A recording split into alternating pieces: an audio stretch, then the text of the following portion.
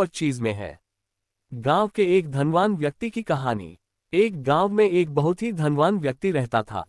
उसका नाम था रघुनाथ। रघुनाथ के पास बेशुमार संपत्ति थी। उसके पास कई घर, खेत खलिहान और गाड़ियां थीं। गांव वाले उसकी संपत्ति देखकर उसकी प्रशंसा करते थे। लेकिन रघुनाथ के पास कुछ ऐसा नहीं था जो उसे हर समय बेचैन रखता था, सच्ची खुशी। रघुनाथ के परिवार में उसकी पत्नी, बेटा और बेटी थे। लेकिन उसके पास इतना समय नहीं था कि वह अपने परिवार के साथ कुछ पल बिता सके।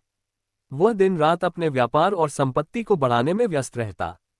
उसकी पत्नी और बच्चे उससे बात करना चाहते थे, लेकिन रघुनाथ को हमेशा कोई न कोई काम होता।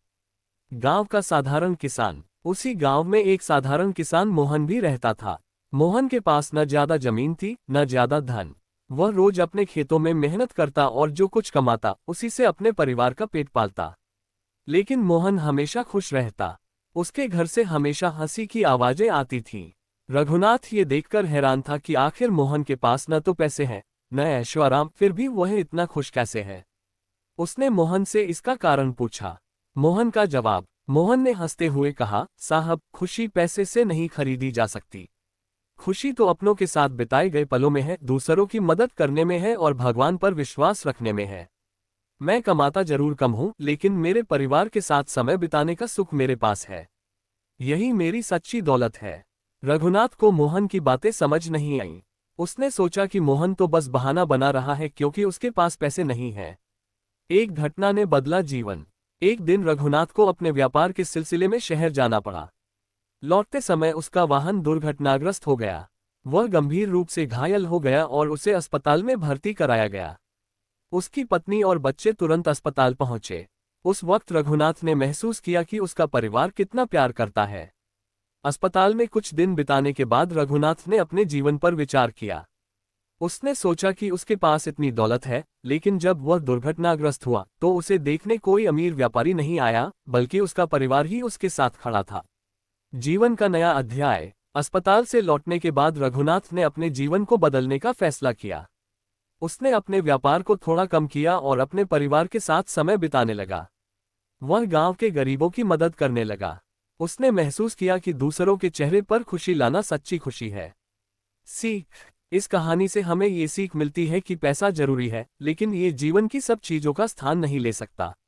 असली खुशी प्यार, अपनेपन और संतोष में है। पैसा एक साधन हो सकता है, लेकिन जीवन का उद्देश्य कभी नहीं। इस कहानी का संदेश यही है कि हमें अपने जीवन में संतुलन बनाए रखना चाहिए। पैसा जरूरी है, लेकिन अपनों के साथ बिताए पल और दूसरों की मदद करना उससे कहीं ज्यादा कीमती है। ठंड में बारिश की कहानी। गांव के किनारे एक छोटा सा घर था, जिसमें रामू और उसकी पत्नी गीता रहते थे। सर्दियों का मौसम था और आसमान में काले बादल घिर आए थे।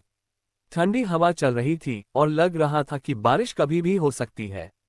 रामू खेतों में काम करके थककर घर लौटा।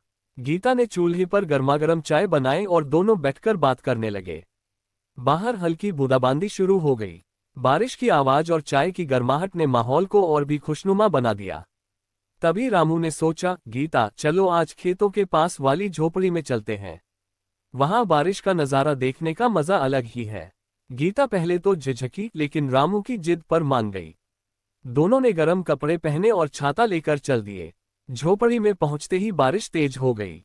ठंडी हवा और पानी की बौछारों से माहौल ठंडा हो गया। रामू ने झोपड़ी में रखा एक पुराना अंगीठी जलाया। दोनों आग के पास बैठ गए और गीता ने अपनी बचपन की कहानियां सुनानी शुरू की। बारिश की आवाज और ठंडी रात के बीच उनकी हंसी गूंजने लगी।